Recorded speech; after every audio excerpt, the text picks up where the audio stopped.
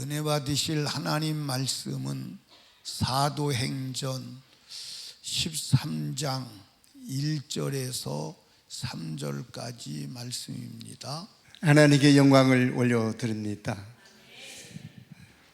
늘 마음속에 정말 존경하고 또 함께 교제하며 함께 영적인 사역을 위해서 동고동락하는 우리 귀하신 변 목사님 성기령교회에 이렇게 방문하도록 하나님께서 은혜 주시고 또 우리 목사님과 사모님 또 성도의 사랑을 받습니다.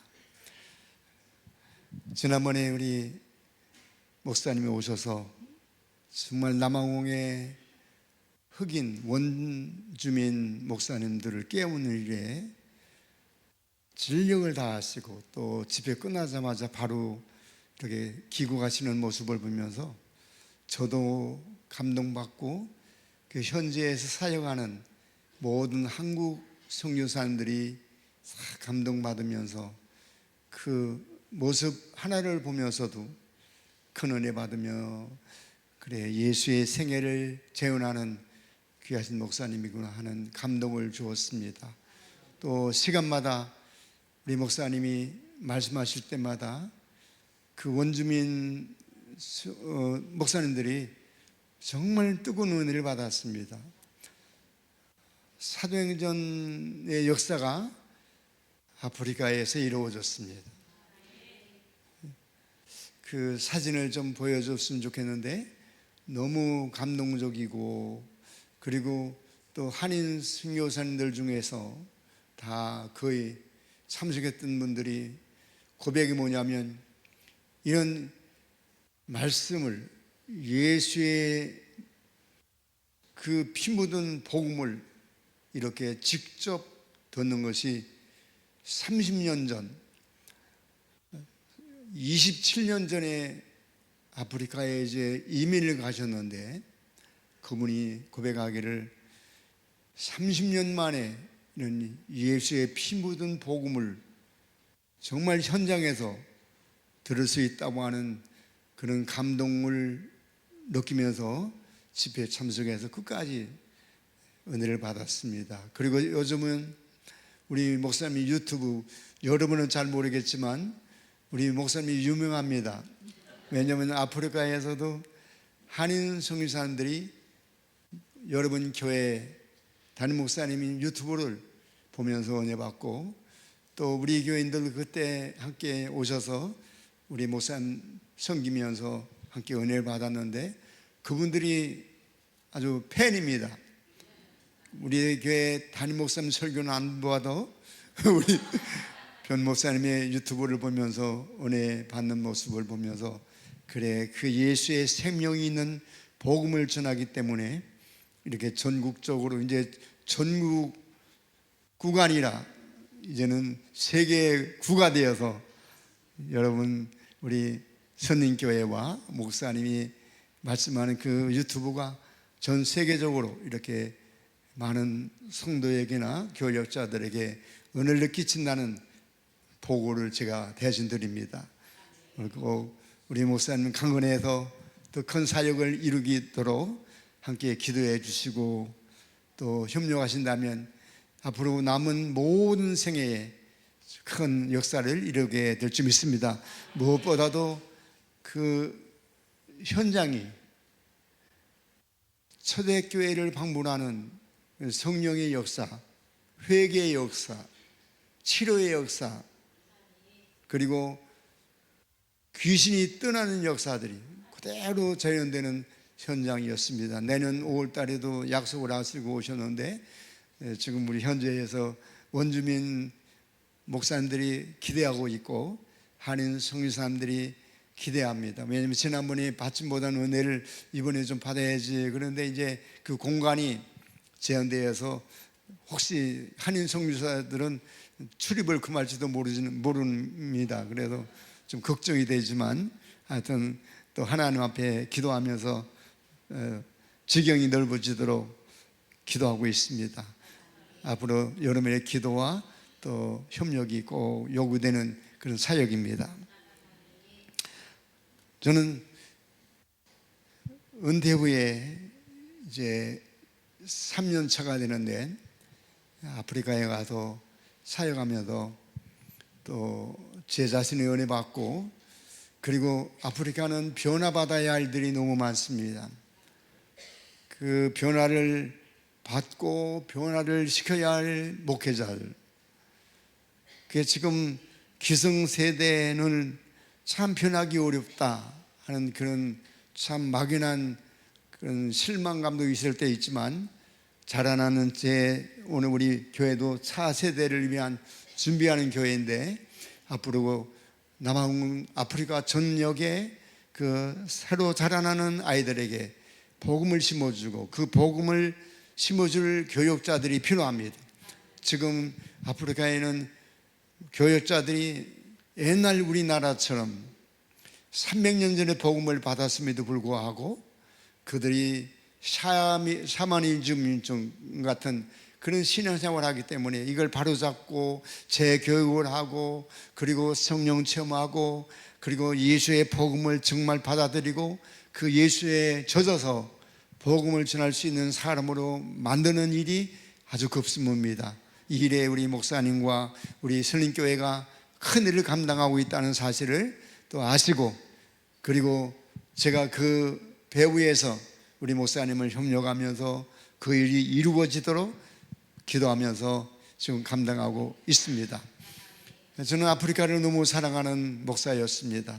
20년 전에 사역을 시작하고 이제 지금까지 또 기회를 주셔서 아프리카에서 사역하는데, 어떨 때는 실망도 되지만 그래도 그 영혼을 사랑하는 마음을 제게 주셔서, 하여튼 제 남은 생애가 얼마 될지 모르지만 뭐 지팡이를 집을 정도면 돌아와야 되지만 두 발로 걸을 수 있다면, 하여튼 그 지경이 넓거든요.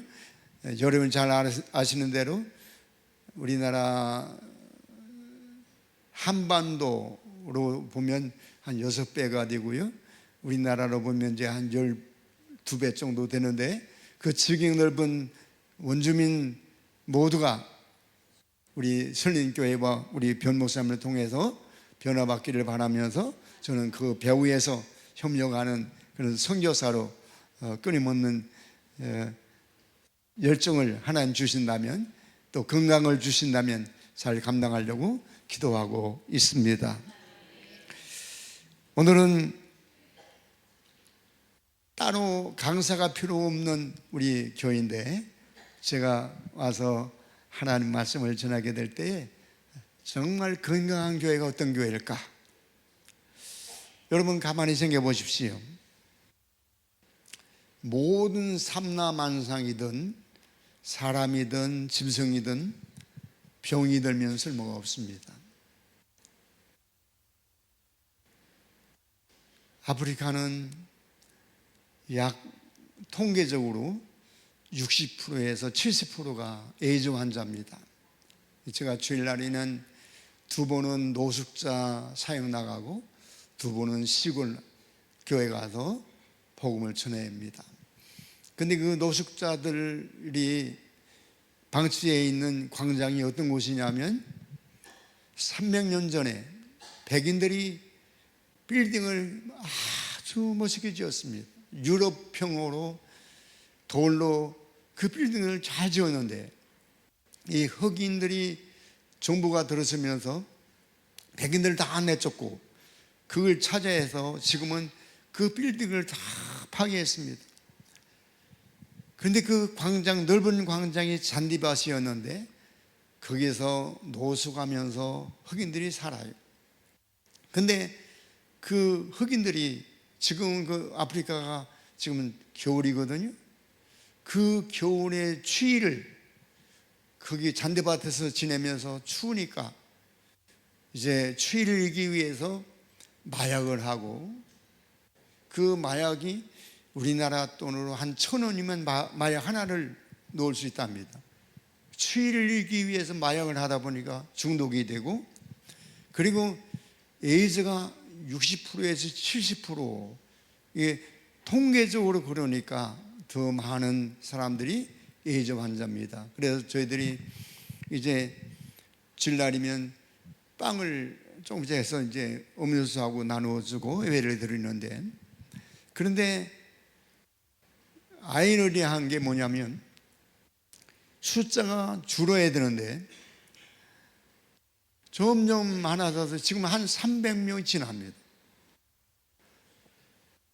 더 많은 숫자가 노숙자고, 물론 빵 하나를 얻어먹기 위해서 모이지만 꼭 예배를 드려야 되고, 그 예배 시간에 정말 사명감으로 그 예수를 만나고 돌아가야 되고, 치료받아야 되고, 그리고 귀신이 떠나야 되고, 그리고 또한 그 치료 중에서 불가능한, 지금 의술로는 불가능한 에이즈 환자가 나아야 되고, 그런 영적인 특성을 가지고 설교하는데, 오죽하면 고무장갑을 끼고 사역합니다. 왜냐하면 이 스쳐가면 내 상처와 그 사람 상처가 부딪히면 에이즈 환자가 되기 때문에 항상 조심하고, 저희 아내도 빵을 나눠줄 때도 스쳐가지 않도록, 그 사람들이 아주 마약에 취해 있기 때문에 그냥 넘어지기도 하고 사람한테 덤벼들기도 하고 무섭습니다. 근데 영혼의 가치는 동일하기 때문에 그를 사랑하고 있습니다. 근데 그 사람들이 병드니까 마약을 하고 에이즈 환자니까요, 정말 쓸모가 없습니다. 그래서 때로는 막 덤벼들기도 하고, 때로는 넘어지기도 하고, 때로는 항폐를 부리고, 그런 사람을 믿으면서 야, 사람 병들면 참 쓸모가 없다. 마약 중독에다가 에이즈 환자에다가 인생 막장입니다 이게. 그런 사람들을 선교할 때 사람은 병들면 저렇게 참 쓸모가 없구나. 여러분, 우리가 아는 대로 나무도 병들면 쓸모가 없고요, 짐승도 병들면 쓸모가 없지 않습니까? 근데 여러분, 교회가 병이 들면 예수 보혈의 피로 값으로 세우신 교회가 병이 들면 아무 쓸모가 없지 않습니까? 여러분, 예수의 보혈의 피를 쏟아서 세운 우리 교회가 병이 들었다 그러면 쓸모가 없지 않습니까? 오늘 우리 존경하시는 우리 목사님 섬기는 우리 선림교회는 뭐 그럴 리 없지요.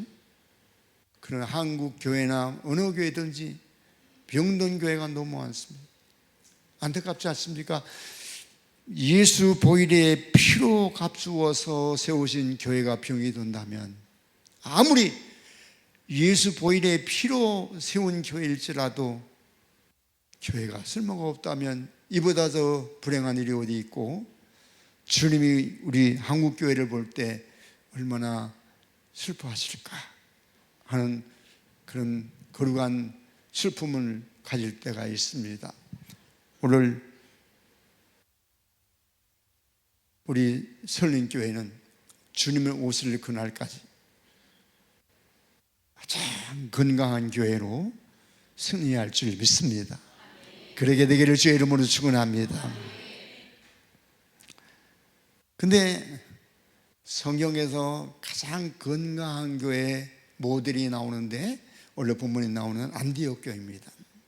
이 안디옥 교회는 우리가 잘 아는 대로 예루살렘에서 핍박을 받아서 사마리아에서부터 계속 이제 저 지중해 연안, 지금으로 말하자면 저 터키 지중해 연안에 가장 적은 성 안디옥, 거기까지 갔습니다. 이 사람들은 예수 믿는 것 때문에 핍박도 받아봤고, 예수 믿는 것 때문에 재산을 잃어버리기도 했고, 예수 믿는 것 때문에 직장을 잃어버리기도 했고, 그래서 이 예루살렘에서부터 세상에 마태도 바울도 베드로도 죽임을 당하는 그런 현장을 다 보고 신앙의 피난을 따라서 안디옥에 갔습니다. 제가 그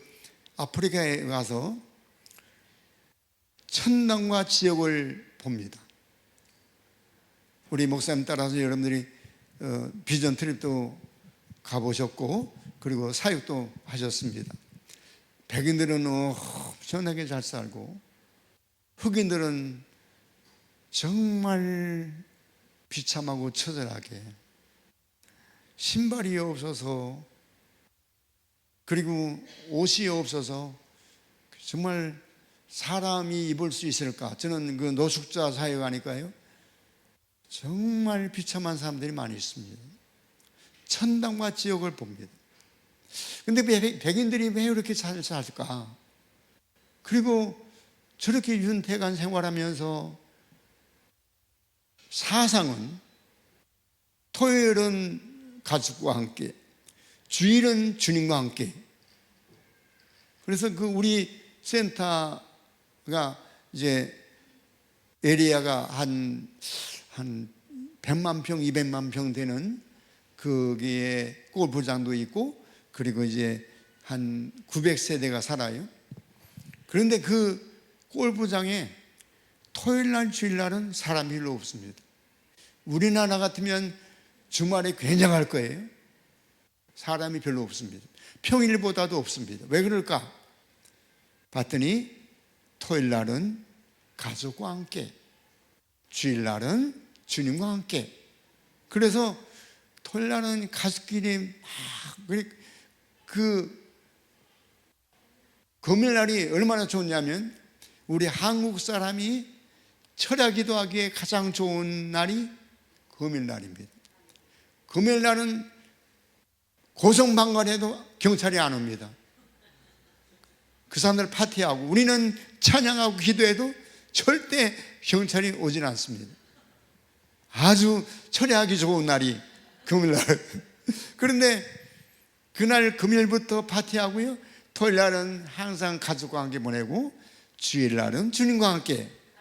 그런 모습 보고 그래 하나님이 복 주시는 그런 백인들. 또 하나는 이 사람들이 저 네덜란드에서 영국에서 그 불란서에서 카톨릭 천주교의 핍박을 피해서 때로는 어선을 타고 저 대서양을 건너왔습니다. 그 건너올 때 저 케이프타운에 가보면 불란서 박물관이 있어요. 그 가보니까요 거기는 그 어선을 타고 이제 어선을 가장해서 이제 탈출하는데 땅을 크게 구워가지고 그 속은 다 긁어내고 거기에 무슨 다른 걸 싣고 오는 게 아니라 성경책, 가죽 성경책을 전부 속에 넣고 그리고 마감을 하고 빵처럼 가지고 나왔어요. 그 사람들이 나올 때 마음대로 기도할 수 있는 곳을 찾고 마음대로 찬양할 수 있는 곳을 찾고 마음대로 신앙생활 할 수 있는 곳을 찾아서 신앙의 피난을 왔어요.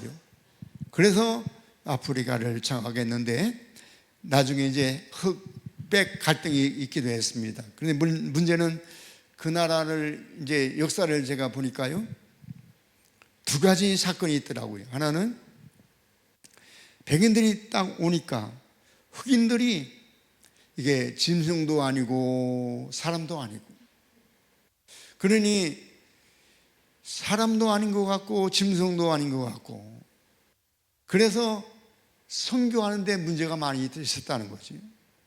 그리고 이 사람들을 짐승도 아니고 사람도 아니고 때로는 짐승 같기도 하고 때로는 사람 같기도 하고 그 쓸모가 없지 않습니까? 그러니까 일을 시킨 거예요.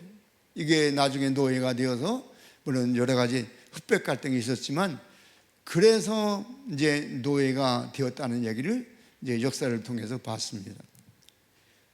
이 사람들이 와서 신앙의 피난처를 찾아왔는데 하나님이 보실 때 얼마나 기뻐하셨겠어요.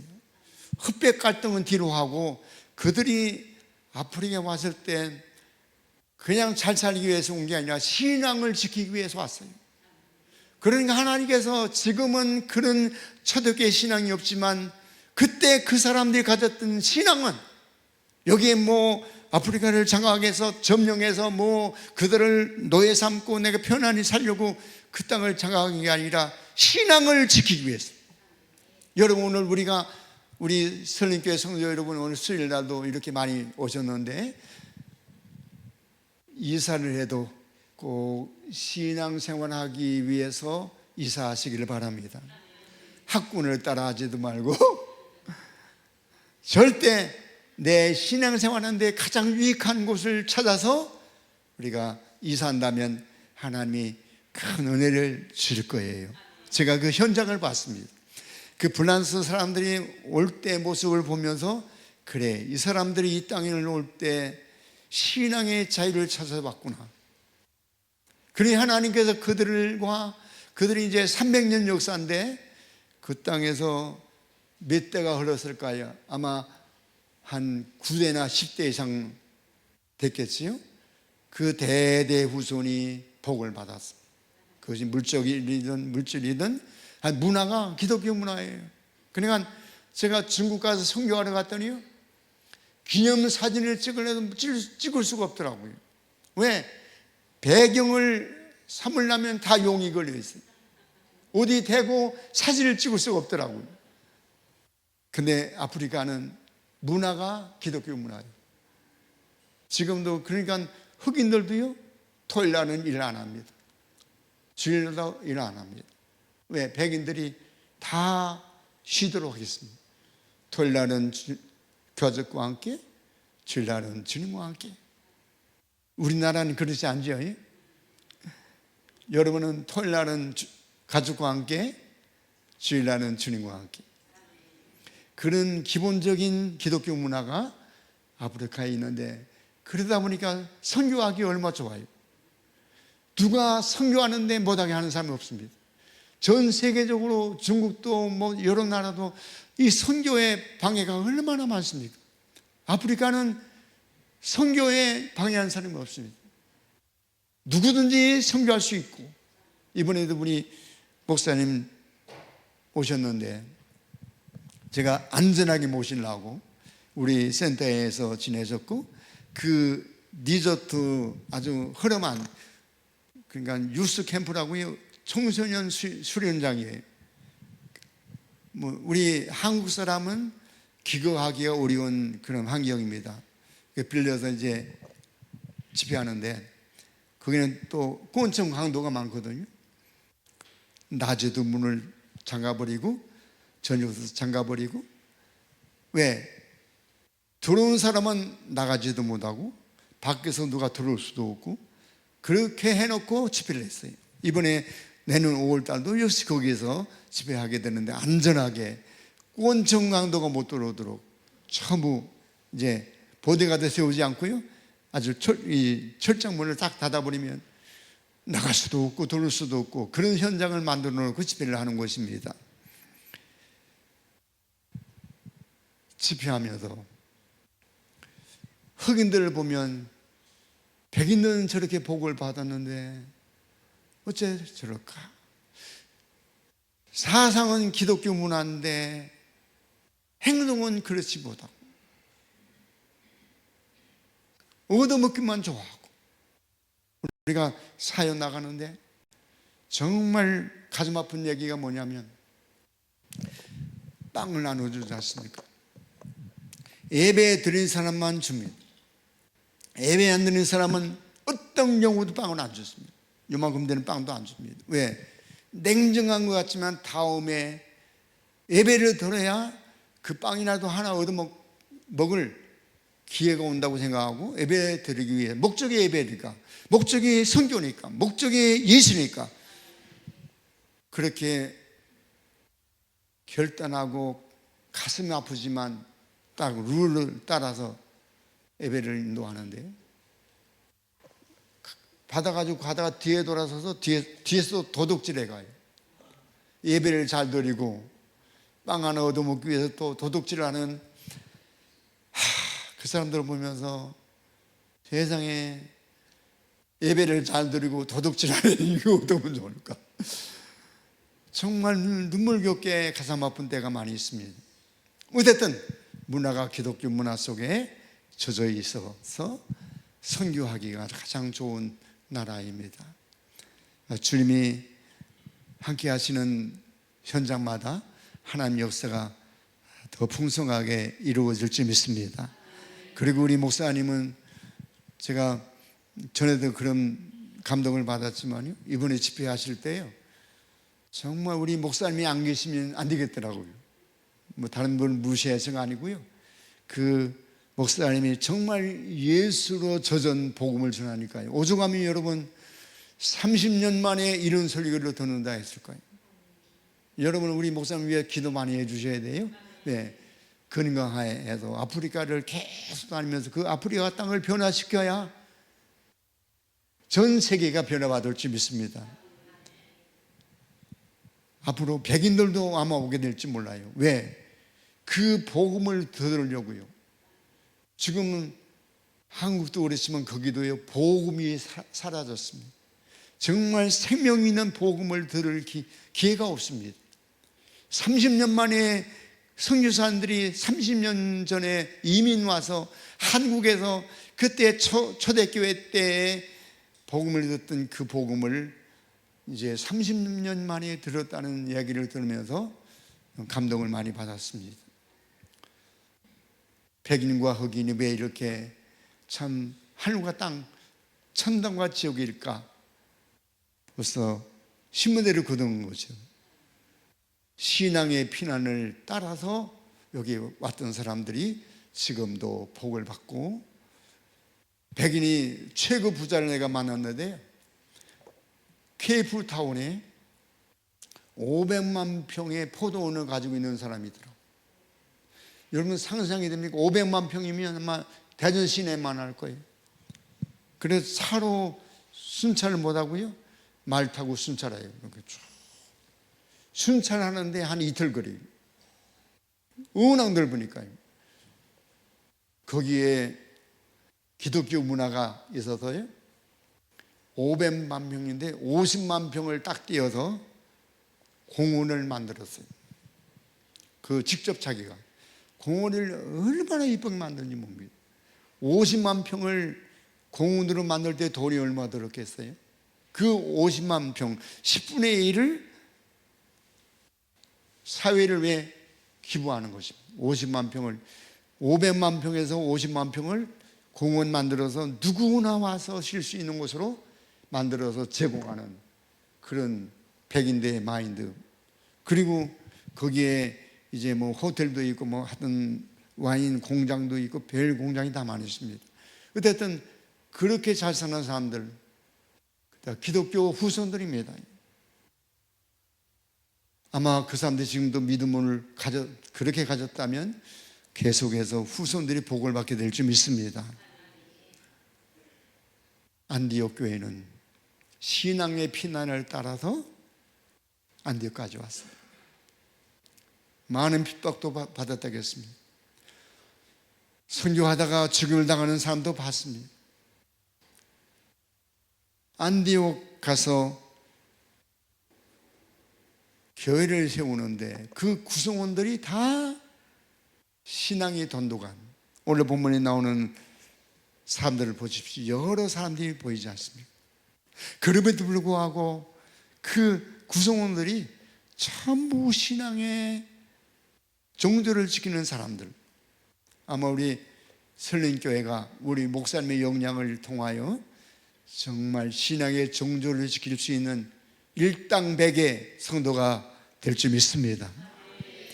그 안디옥 교회는 누구도 해볼 수 없는 교회 구성원들이, 저는 확신합니다. 우리 설린교회가 정말 우리 목사님은 예수의 영향을 받고 예수의 영향을 받은 우리 목사님을 통하여 여러분이 예수의 영향을 받는다면 이 땅에 대형 교회도 있고 여러 교회가 있습니다만은 우리 설린교회와 같은 힘 있는 교회가 있을까요? 앞으로 기대가 되는 것입니다. 네, 예수의 영향을 받아야 되지 않겠습니까? 사람의 영향 받아서 아무 소용이 없습니다. 근데 안디옥 교회가 그렇게 건강한 교회가 되었다면 오늘 우리 교회가 다 혹시라도 진단하면서 새로운 가구를 통하여 더 건강한 교회가 되되 영존하는 교회가 꼭 되기를 주의 이름으로 축원합니다. 그러면 건강한 교회는 어떤 교회일까? 성령으로 하나 된 교회죠. 성령. 오늘 여기 1절 보면 안디옥 교회 순지자들과 교사들이 있으니 곧 바나바와 니게르라 하는 시몬과 구레네 사람 루기오와 분봉왕 헤롯의 쫓동생 마은행과 사울이라 그랬습니다. 여기 모이는 사람들은 아까 말씀드린 대로 여러 사람이 있습니다. 니게르 흑인이지요. 흑인도 있고 백인도 있고 바나바도 있고 바울도 있고 여러 사람이 모였습니다. 그런데 이 모든 사람들이 다 다르지만 성령으로 하나 되었어요. 여러분, 우리 설린교회가 여러 사람이 모였지만 성령으로 하나 된다면 이보다 더 건강한 교회는 없습니다. 성령으로 하나 된. 오늘 본문에 보면 바나바는 담임 목사이고 사울은 협동 목사라면 보세요. 바나바는 담임 목사니까 이름이 앞섰다지만 사도 바울이 제일 마지막에 나오지 않습니까?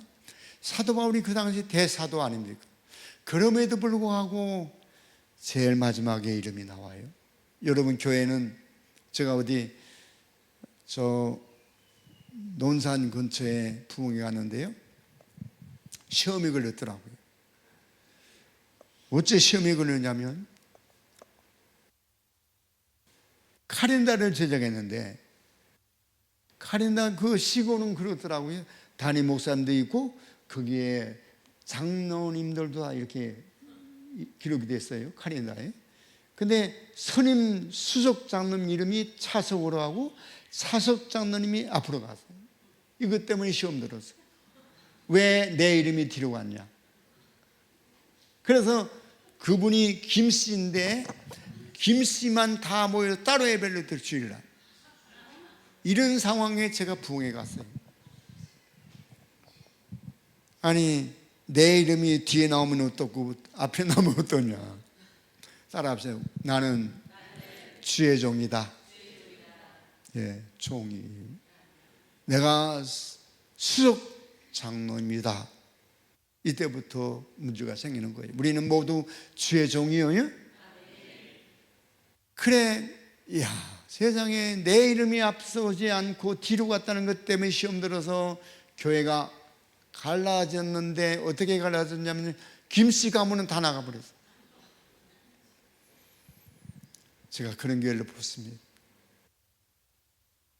오늘 우리 설린교회는 성령으로 하나 된 교회로, 내 이름이 앞서면 어떻고 뒤서면 어떻습니까? 바나바는 담임 목사이기 때문에 앞섰다지만 사울은 제일 마지막. 교회는 절대 잊어버리지 말아야 할 게 뭐냐면 나는 주의 종이야. 종이야. 아멘.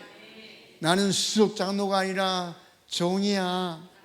이런 자세, 이런 변화가 교회 안에 있어야지. 체질 변화가 있어야지.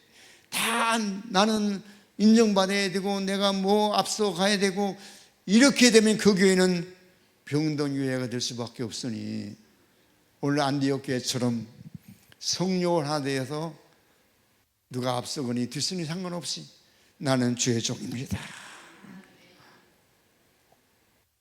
직분을 내세우는 교회가 아니고 나는 종이다. 나는 주님의 종이야.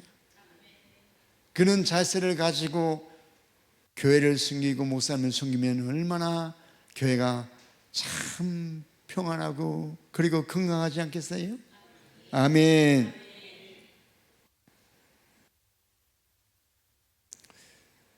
이 안디옥 교회는 그 당시에 그 주변에 얼마나 대국들이 많습니까? 로마 나라, 예? 아프리카, 뭐 그 주변에 구라파에 있는 모든 교회가 얼마나 큰 교회가 많고, 그리고 대국이 많은데, 그런데 그 성령으로 하나 된 안디옥 교회가 있는 이 안디옥은 그 로마나, 그 당시에 로마 나라나 구라파 어느 나라든, 그리고 아프리카 나라든 그 안디옥을 어떻게 해볼 수가 없었습니다. 힘이 모자라서 그럴까요? 아니요. 그 안디옥은 영적인 힘 때문에, 세속적인 힘이 아니고 영적인 힘이 있기 때문에 로마 나라도 어떻게 해볼 수 없었고, 구라파도 어떻게 해볼 수 없었고, 그리고 저 소위 말하는 아프리카, 여러분 아프리카 이디오피아, 그 나라가 옛날에 성경 나올 때, 성경 신약 시대 때 얼마나 복받은 나라입니까? 지금은 정말 못 사는 나라 아프리카. 그런데 그 당시 그 아프리카의 대국, 로마 대국, 그리고 구라파에 있는 그 대국들이 어떻게 해볼 수 없는 나라, 해볼 수 없는 성이 안디옥이었어요. 그래서 오늘 교회는 세속적인 힘이 있어서 대가 아니냐, 영적인 힘이 있어야 된다. 오늘 우리 설림교회가 바로 정말 영혼의 때를 준비하면서 기도로 무장하고 예수로 무장한 교회가 될 때, 여러분 세상에 어떤 세력이 와도 우리 교회를 흔들 자가 없습니다. 이런 능력 있는 교회가 꼭 되기를 다시 한번 주의 이름으로 축원합니다. 세속적인 힘을 가진다고 되는 게 아닙니다. 교회는 영적인 힘을 가져야 된다. 그 영적인 힘을 발휘하기 위해서 오늘 모두가 성령으로 하나 될 때, 의사 한 분이 그런 얘기 하더라고요. 우리 몸에는 정상세포가 있고 반란세포가 있대요.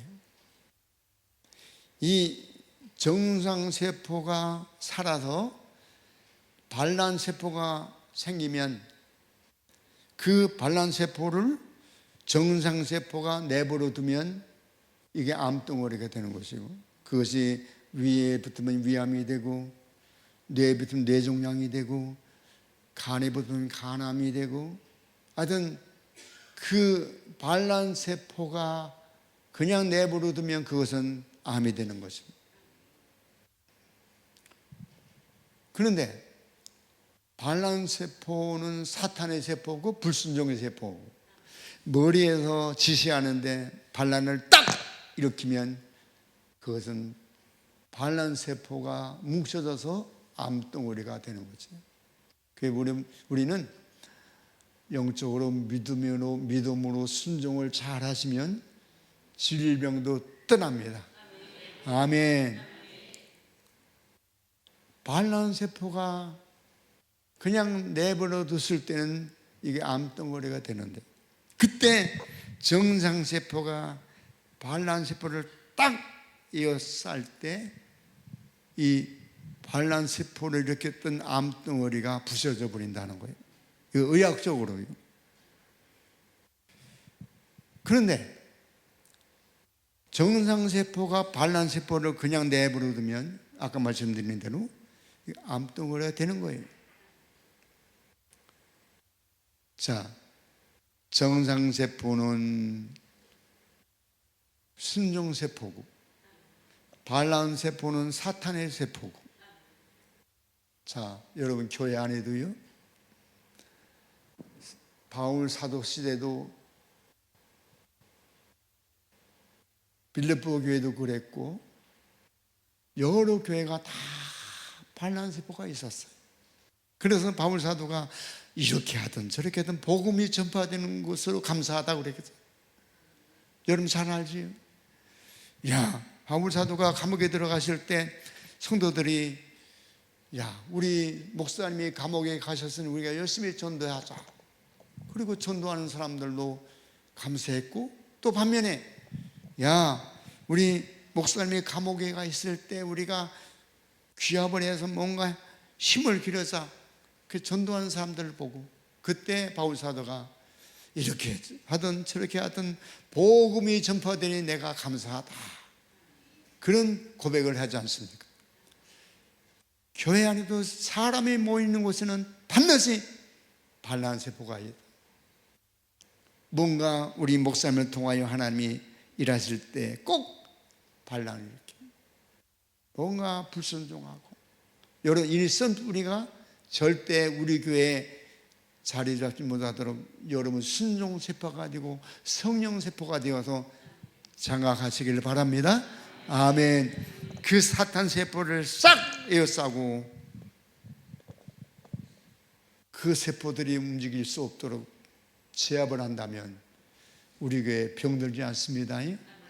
근데 반란세포가 불평하고 원망하고 뭐 여러 말을 만들어낼 때 같이 가서 박수치고 그러면 반드시 그것은 반란세포를 키워서 교회에 암적 존재가 되어버리니, 교회 안에 암적 존재는 예수 보혈의 피의 능력으로 떠나고 성령의 세포로 하나가 되는 우리 교회가 될 때 세상에 어떤 세력도 어떻게 해볼 수 없는 가장 건강한 교회가 되게 될 줄 믿습니다. 교회는 연약하지만 정상세포, 하나님의 세포, 하나님 기뻐하는 생명세포가 오늘 사탄의 세포를 밀어내고 건강한 교회를 만들어가는 우리 설린교회, 지금도 그러하지만 앞으로 그렇게 될 줄 믿습니다. 그래서 성령으로 하나 되어야 교회가 건강해져요. 오늘 그 성령으로 하나 된 것은 기도밖에 없는 줄 믿습니다. 기도하고 성령으로 하나, 오죽하면 여러분 요한복음 17장 11절에서 우리와 같이 하나가 되게 하옵소서. 우리는 목사님은 하나님께 순종하고 성도는 목사님께 순종하고, 아멘.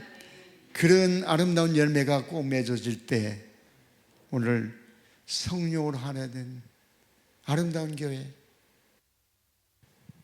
우리 다 주의 종입니다. 나는 주님의 종이에요. 내가 선임 장로고 여기 내가 초대교회부터 있었어. 그 쓸데없는 얘기예요. 다 우리는 종입니다. 그 종된 자세로 성령으로 하나 된 교회가 되어서 앞으로 주님을 오실 그날까지 정말 병들어가는 이 시대의 교회를 바라보면서 우리 설린교회는 건강교회가 되어야지. 그렇게 되기를 주의 이름으로 축원하여. 그리고 오늘 여기 2절 보면요, 주를 섬겨 금식할 때 성령이 이르시되 내가 불러 시키는 일을 위하여 바나바와 사울을 따로 세우라 하시니 따로 세웠다. 여기 주를 섬겨 금식할 때 봐주시오. 어떻게 하면 예수님을 잘 믿을까 하여 금식했다는 거죠. 요즘은 금식이 없어져 가는 시대 아닙니까? 목사님들도 그렇고 성도도 물론 금식이 식어져 가는 시대. 어떻게 하면 내가 신앙생활 잘해볼까? 이런 금식. 안디옥 교회 성도는 어떻게 하면 하나님과의 관계를 잘 맺을까? 어떻게 하면 신앙생활 잘해볼까? 이게 안타까워서 무릎을 꿇고 금식하며 기도했다는 거. 오늘 그 모습이 우리 설린교회가 되기를 축원합니다. 어떻게 하면 내가 신앙생활을 잘해볼까 하여 하나님께 금식하며 애통하며 기도했던 이 신.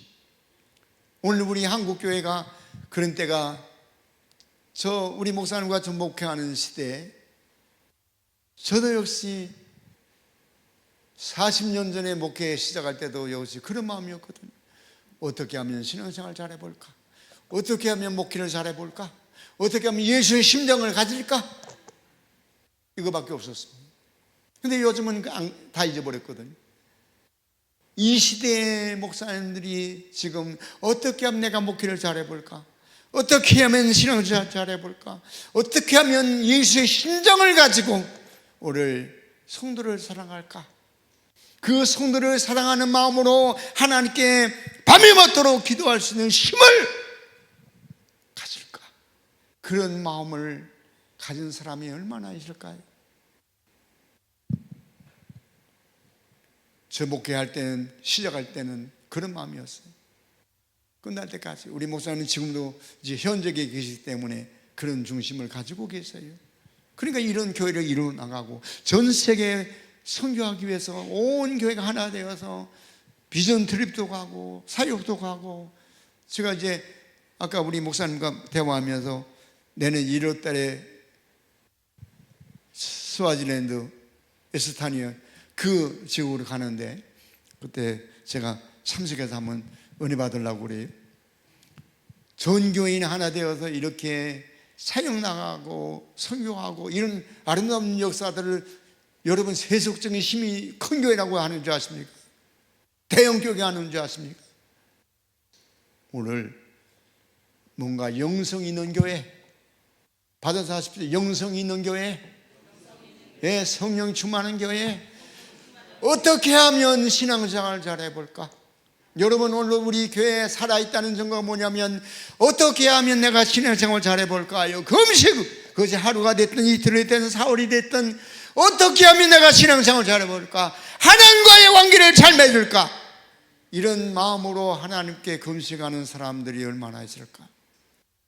안디옥교회는 내가 어떻게 하면 신앙생활을 잘 해볼까 하여 금식하며 기도했다는 거예요. 이 아름다운 열매가 오늘 우리 교회 안에 충만하기를 바랍니다. 우리 한국교회의 역사를 보면요, 교회 율법주의가 들어오고 세속주의가 들어오고 신비주의가 막 들어와서, 율법주의가 교회 안에 들어오면 뭔가 조직화되어서 남에게 해를 끼치는 그런 조직화되어 가는 율법주의, 또 세속주의가 들어오면 교회가 세속화되어 버리는, 여러분 우리 한국교회가 지금 얼마나 세속화되었나요? 오늘 우리 슬림교회는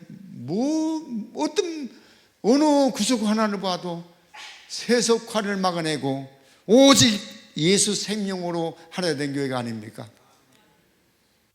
여러분 우리는 세상을 이용해서 복음을 전하는 것이지 우리 교회가 세속화되면 안 되는 것입니다. 아멘. 그 세속화되어져 가는 세속주의가 한국교회를 망치는 일들이 얼마나 많은데요. 뭐 구체적으로 얘기할 수 있는 일이 많이 있습니다. 너무 교회가 세속화되어 버렸습니다.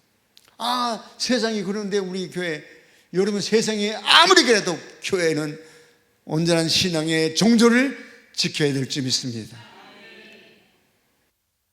그리고 신비주의, 여러분 신비주의는 한국교회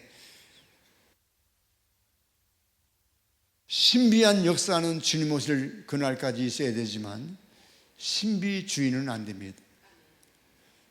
기복주의가 뭘까요? 복 주시는 하나님은 쫓지 않고 그 복을 쫓는 게 기복주의죠. 그렇지요? 신비주의는 뭘까요? 그 역사를 이루시는 하나님을 바라보는 게 아니라 역사를 보고 쫓는 신비주의. 그런데 신비주의 중에서 나쁜 신비주의, 이제 말씀드리는 거 있고 좋은 신비주의가 있어요. 그 좋은 신비주의는 어떤 신비주의냐면, 우리가 신비한 사건을 경험하면, 내가 은사를 경험하면 나는 없어지고 주님만 높이는 신비적인 역사가 내 안에 있기를 축원합니다. 은혜 받은 사람은 가만히 있을 수가 없습니다. 오늘 우리 슬림교회가 은혜 받았기 때문에 이렇게 활동하고 큰 사역들을 감당하지, 교회가 은혜가 없으면 아무도 못합니다.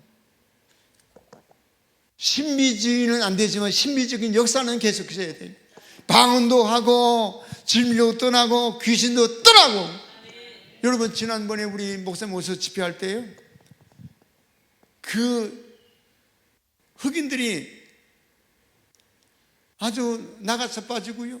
나가 자빠졌다는 게 중요한 게 아니라 그들이 성령으로 충만할 때 회개하며 악한 것 떠나고, 여러분 교회 안에도 그런 역사가 있어야 되지 않습니까? 냉랭하게 해가지고, 우리 교회는 말씀이 최고야. 물론 말씀이죠.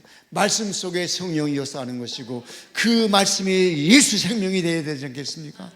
말씀 전할 때 귀신이 떠나야 되고, 말씀 전할 때 질병이 떠나야 되고, 치료의 역사가 있어야 되고, 막 그런 현장에 파도를 쳐야 뭔가 역사가 보이지 않습니까? 보는 것으로 족하는 것이 아니라 하나님의 말씀의 역사가 있을 때 나타나는 현상들이, 초대교회처럼 우리 교회가 임할 때 얼마나 감동을 주며, 그리고 살아계신 하나님을 그때 만나지 않겠습니까? 저는 우리 목사님 집회하는 현장에 앞으로 계속 쫓아다닌다고, 은혜 받으려고. 그 흑인들이 무릎을 못 꿇어요 원래.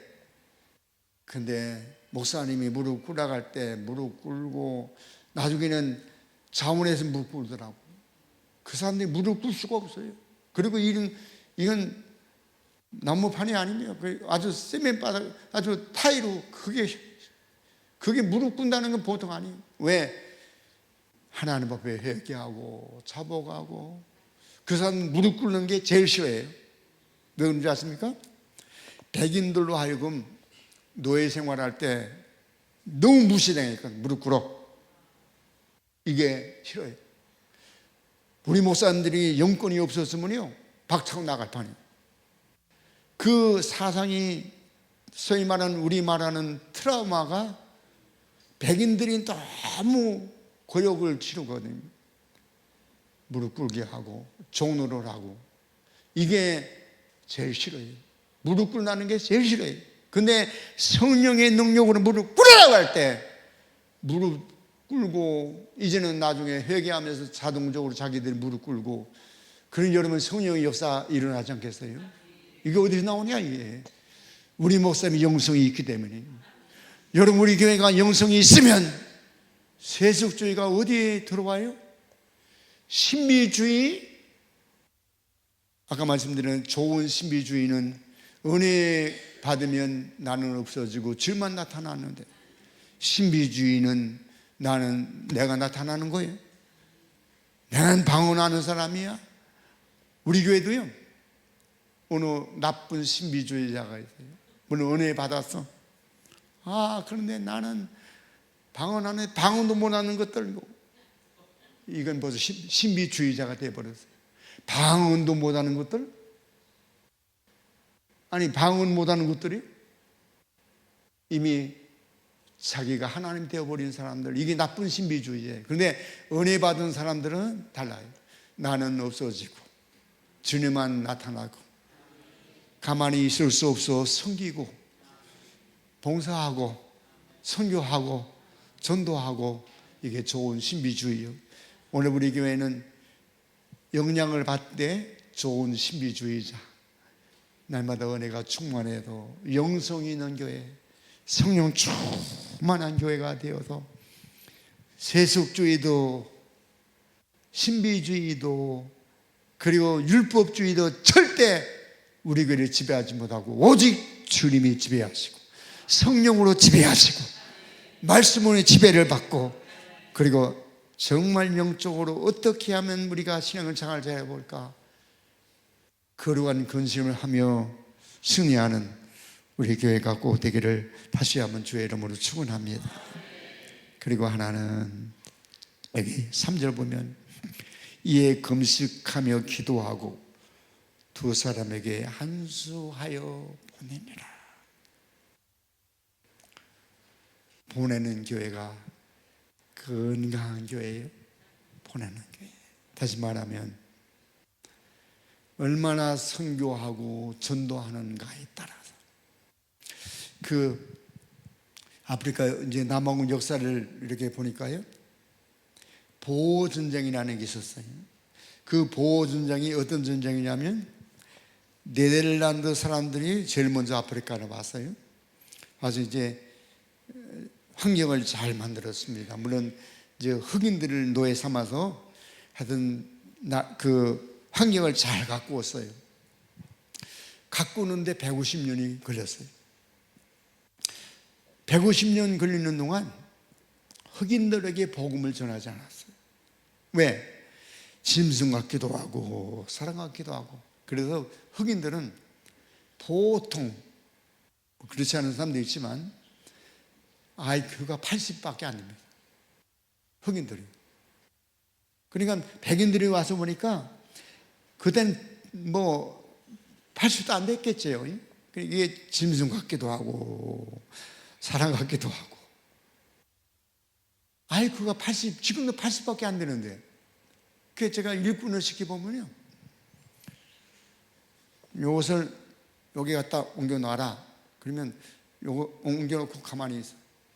다시 이어서 내가 무엇을 할 것인가가 없어요. 그러니까 뭐 이게 사람 같기도 하고 짐승 같기도 하고. 그러니까 선교를 못했어요. 백인들이 선교 안 하고 자기들 교회만 잘 짓고. 네덜란드 교회, 우리 그 큰 교회 가봤죠. 그게 아프리칸스 교회인데 네덜란드 사람들이 그 교회거든요. 얼마나 교회를 잘 지었습니까? 자기들만 신앙생활하고 이 사람들은 배제하고 선교를 안 했어요. 그런데 영국 사람들이 아프리카를 왔어요. 아프리카 와서 이제 네덜란드 사람들과 백인끼리 싸움 났어요.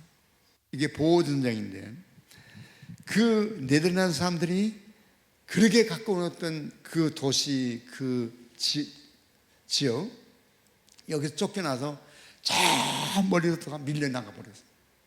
그때 네덜란드 사람들 중에 목사가 이런 고백을 하더라고요. 우리가 150년 동안 선교 안 한 벌을 받는구나.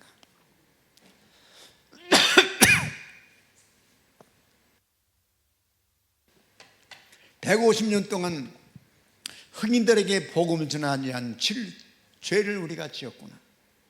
그래서 150년 동안 그렇게 잘 갖고 오는 곳을 떠나서 저 시골 아주 불모지로 도망가 버렸어요.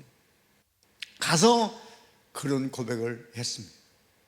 오늘 우리 교회가 선교하는 게 얼마나 복인 줄 아십니까?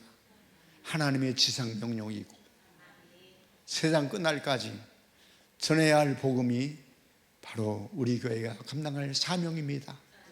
아멘. 제가 그 보호전쟁에서 얻은 게 역사를 공부하기 위해서가 아니라, 그래 영적으로 거둘 게 뭔가 그랬더니 그 네덜란드 사람들이 목사가 고백하기를 우리가 150년 동안 침묵했다, 선교하지 않았다, 그래서 우리가 당했다, 이제부터 선교하자.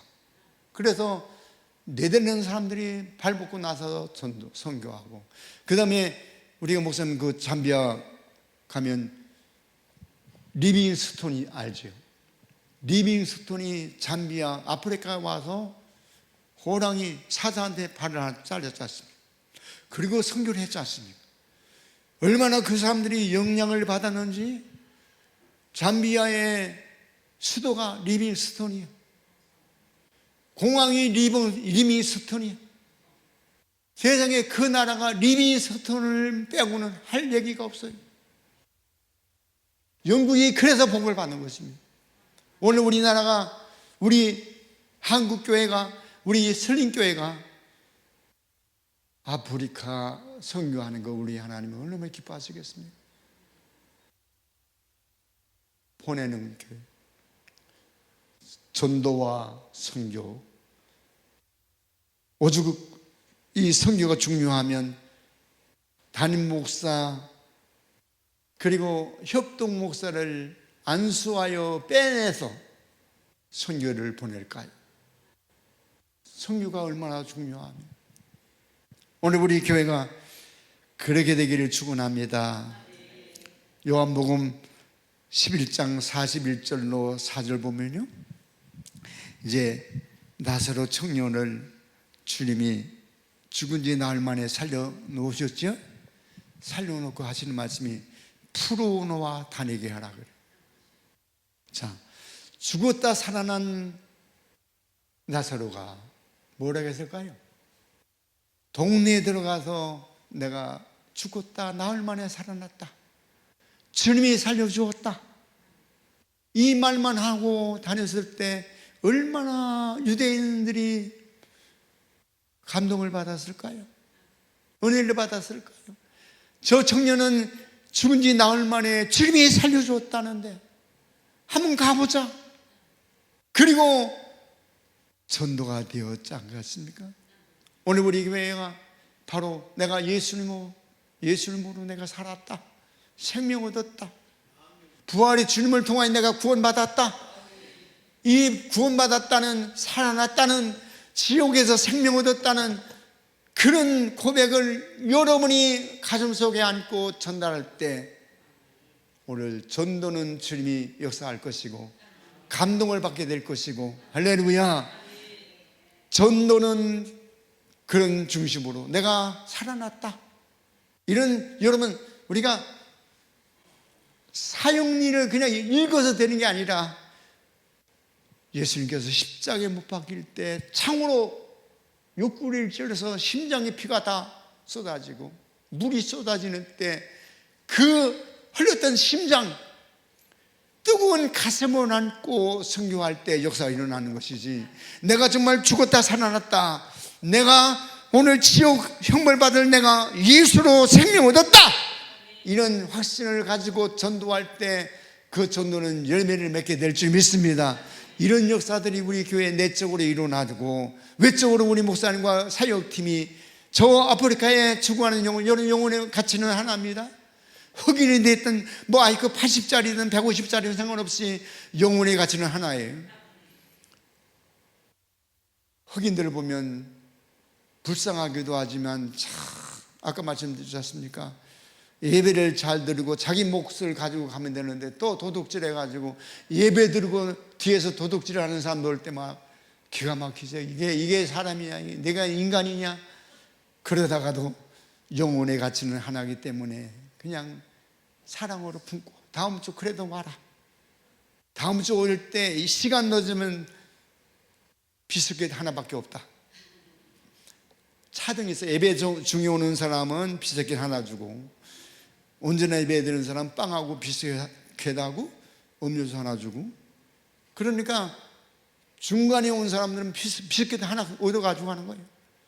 왜? 복음을, 예배를 드리고 예수를 영접하고 한순간이라도 예수 믿고 구원받는 사람이 나타난다면 그 영혼의 가치는 천하보다도 귀하니까요. 아멘. 지금 우리 목사님이 여러분 비행기를 약 20시간 타고 가서 여러분 가보셨지 않습니까? 복음을 전하기가 쉬운 줄 아십니까? 이게 그 요독이 있는데 불구하고 그날 저녁부터 집회 시작해서, 그래서 목사님 제가 좀 낮이라도 좀 쉬세요. 안 해요. 나 또 갈랍니다. 그래 참 피곤하시던데 어떤 힘이 있을까? 이분에게는 성령께서 이끄시는 힘으로 하는 것이다. 내 힘으로 살아가는 게 아니라 성령의 힘으로 살아가는 것이다. 그런 감동을 내가 받았어요. 영혼의 가치는 하나예요. 자, 아프리카 사람들이 수명이 45살이에요. 에이즈로 죽고 이렇게 저렇게 죽고 사고로 죽고, 이 부활절 때는요, 부활절 때 휴가 맡아서 집에 고향으로 가다가 죽는 사람이 수백 명입니다. 교통사고로. 그러니까 한데 이렇게 저렇게 죽는 사람들 수명이 45인데 저들이 저렇게 짧은 인생을 살고 비참하게 살다가 천국 가야 되지 않겠는가? 그래서 아프리카를 선택하고 제가 지금도 선교에 조금이나 힘을 보태고 있는 중에 있습니다. 사랑하는 성도 여러분, 푸르노와 다니게 하라.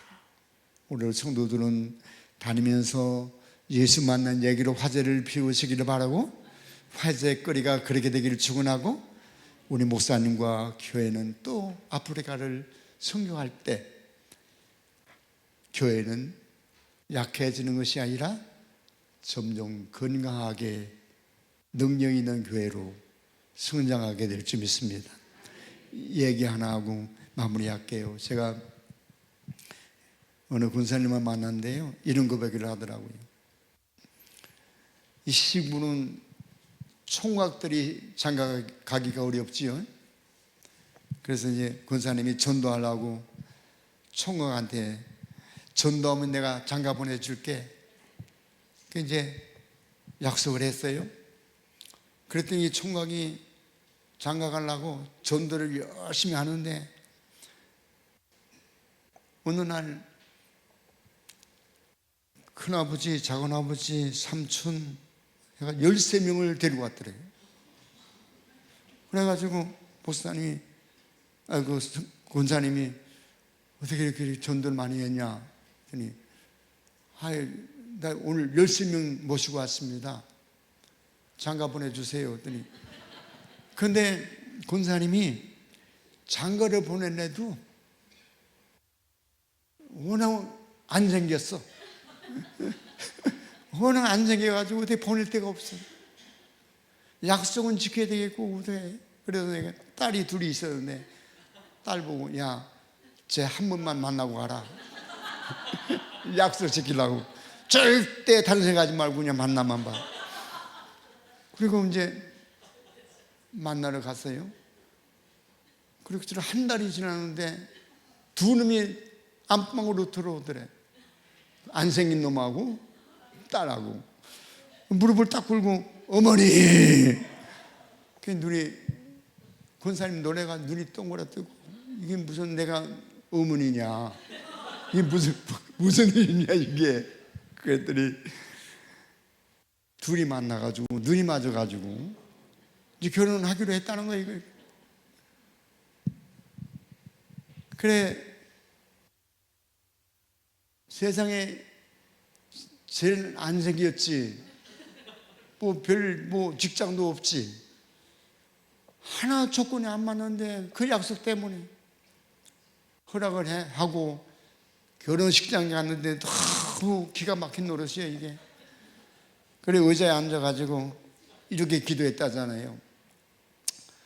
전도하다가 딸 팔아먹은 년이 여기 앉아 있습니다. 여러분 딸을 팔아먹어도 전도합시다. 이제 사랑하는 우리 설린교회 성도 여러분, 내 쪽으로 전도하고 외쪽으로 선교하면 여러분 교회는 점점 건강해서 그 건강한 교회가 되어서 마지막 때 마지막 보루가 되는 교회가 될 것입니다. 이 아름다운 은혜를 기대하면서 꼭 이 말씀을 가슴에 안기를 바랍니다. 그렇게 되기를 주의 이름으로 축원합니다. 기도하겠습니다.